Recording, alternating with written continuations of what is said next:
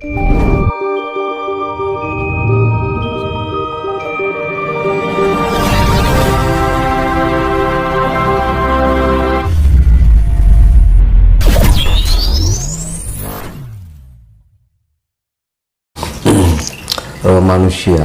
dilahirkan dan diciptakan oleh Tuhan itu kan sudah ada kodratnya masing-masing.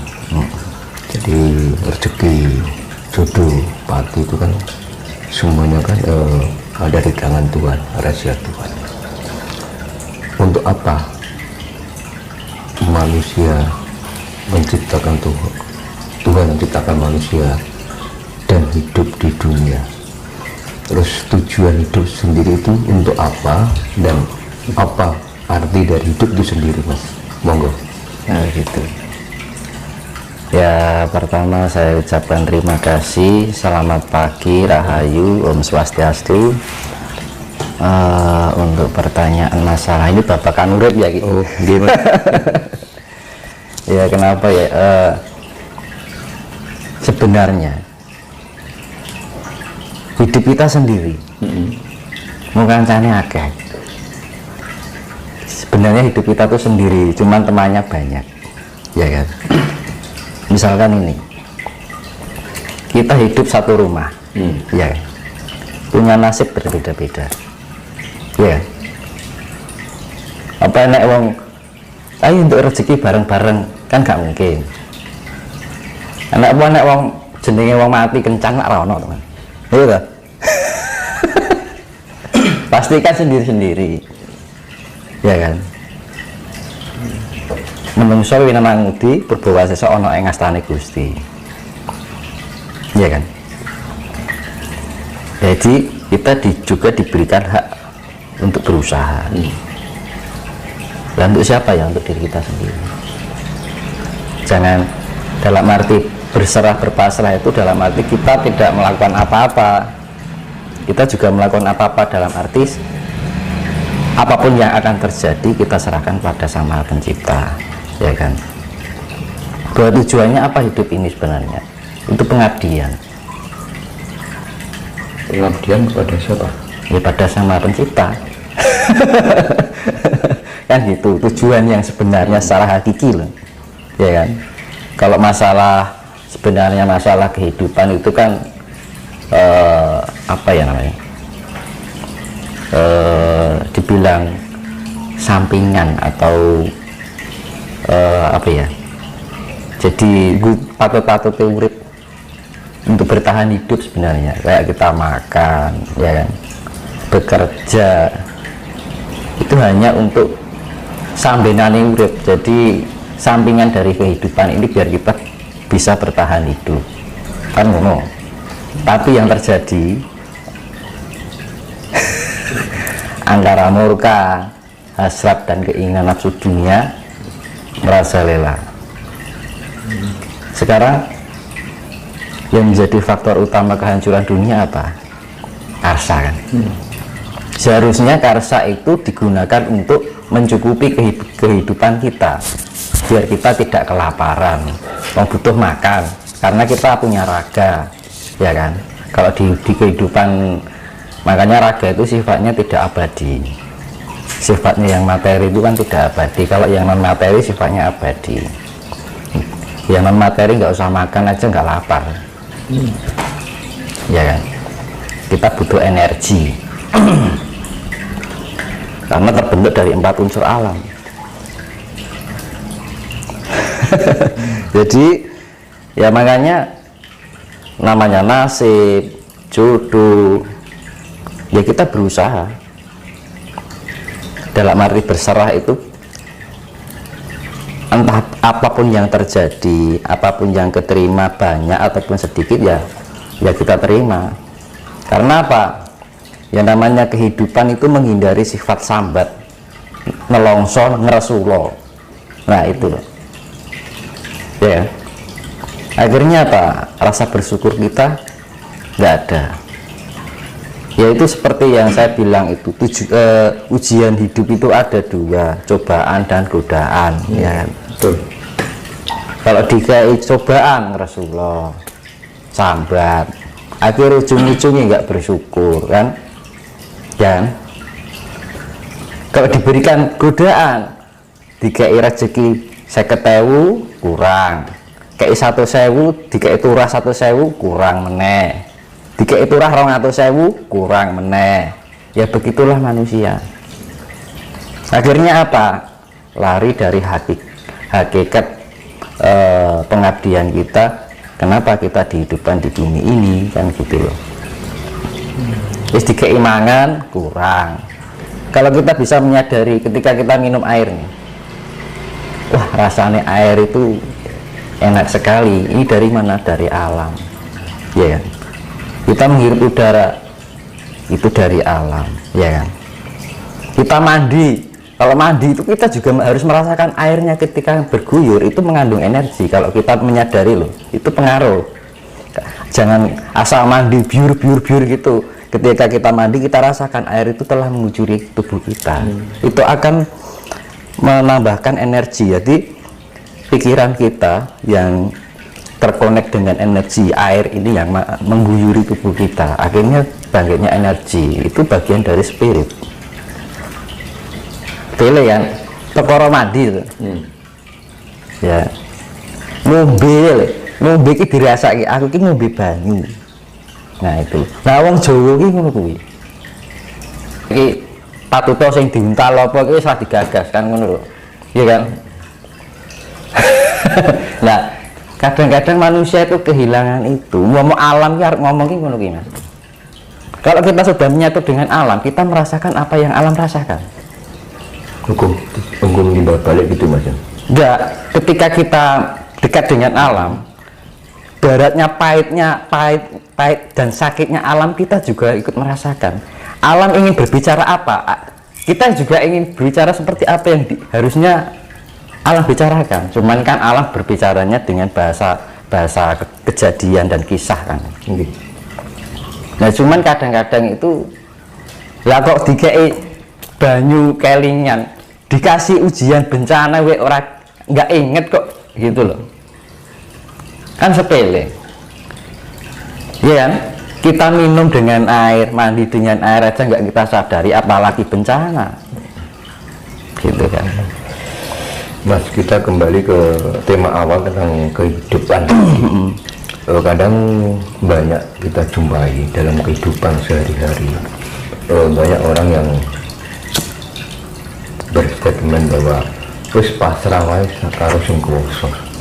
Lah bagaimana Mas terus menyikapi dengan statement tersebut? Hidup ini berproses, ya kan. Ibaratnya gini, main proses, God produce proses kan gitu kan. Jadi yaitu tadi saya seperti bilang, manusia berhak untuk berusaha, Tuhan yang menentukan, ya kan. Ya tergantung apa yang kita berikan. Alam itu akan memberikan apa yang kita berikan. Saya ulangi lagi ya, alam akan memberikan apa yang telah kita berikan pada alam. Jadi yang kita berikan apa? Kasih sayang. Balik nih kasih simpan ya teman. Iya kan? Kita menyadari keberadaan alam ketika kita mandi. Karena apa? Punya rasa kasih dengan air. Karena air itu pun juga mengasihi kita.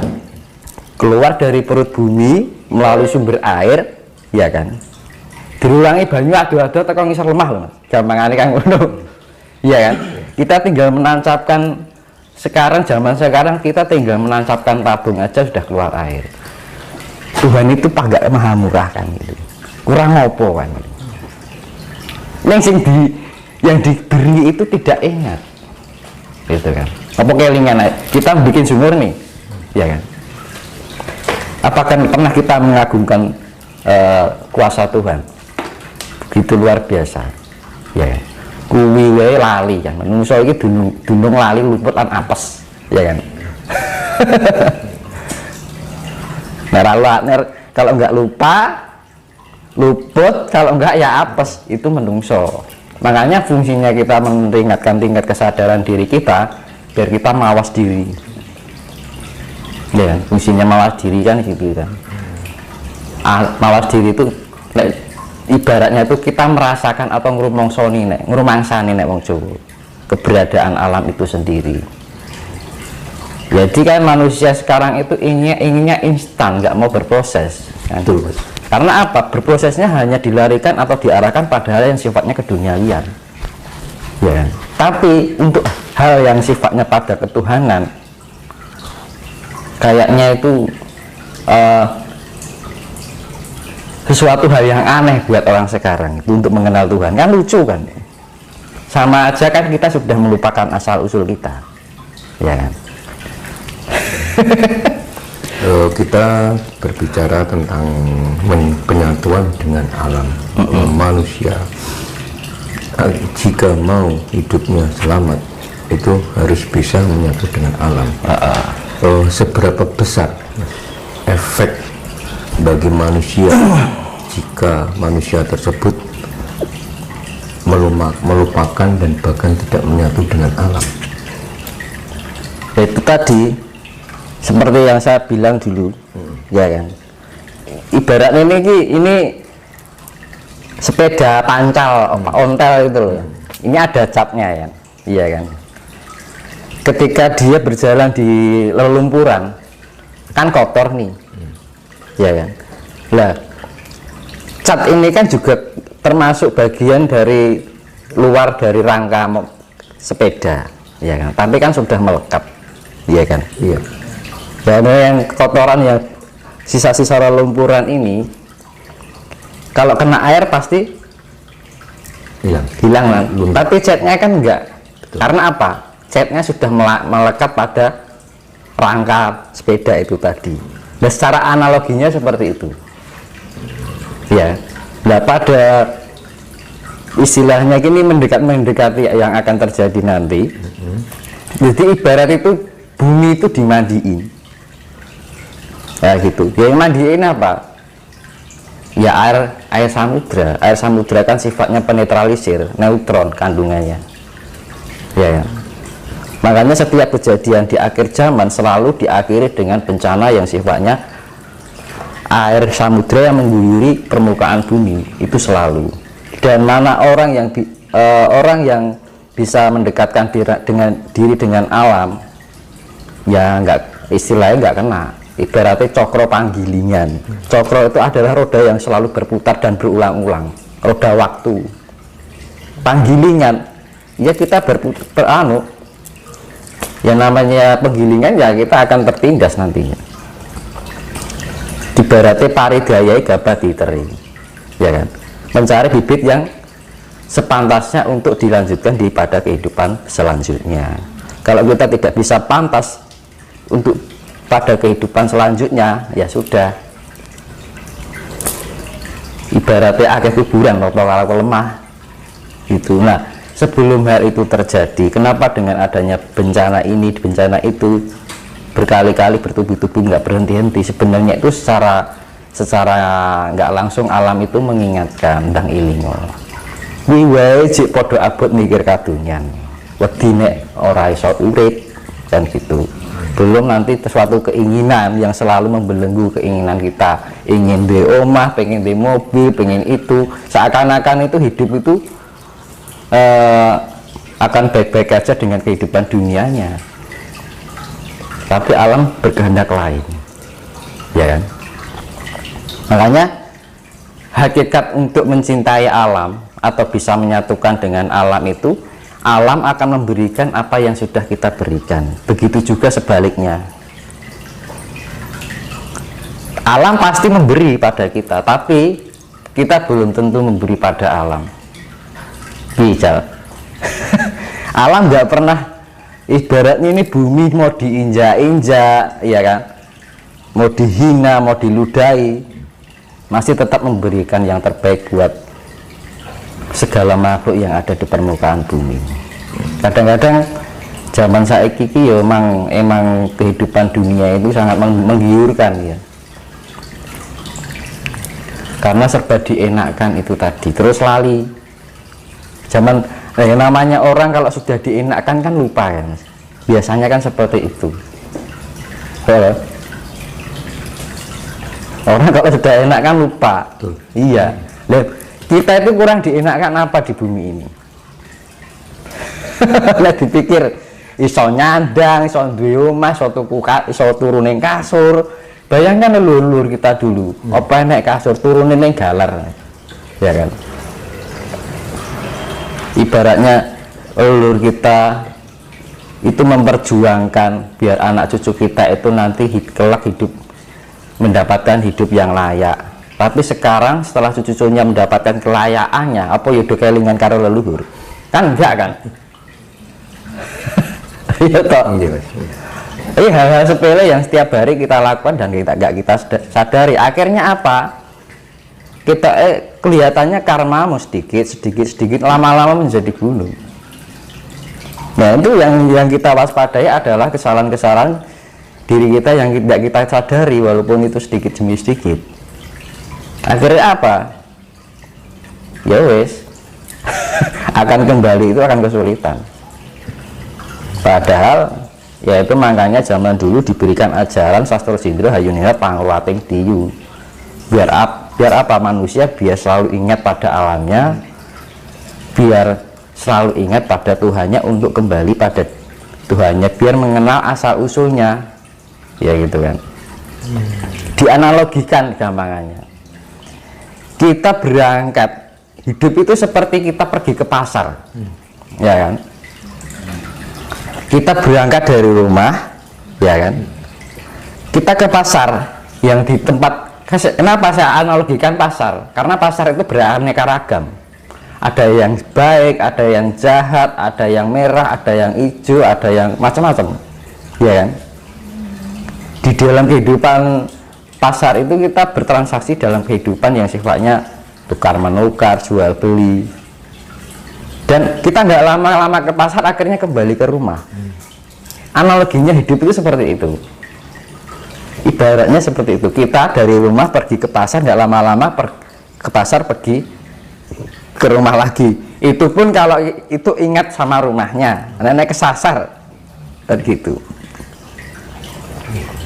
Makanya kita harus tahu kita harus tahu di mana kita harus kembali dan harus bagaimana, harus lewat mana.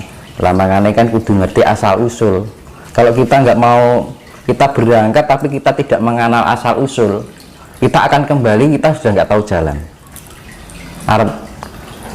Ya dengan mengingat asal usul ya kita ya harus tahu diri.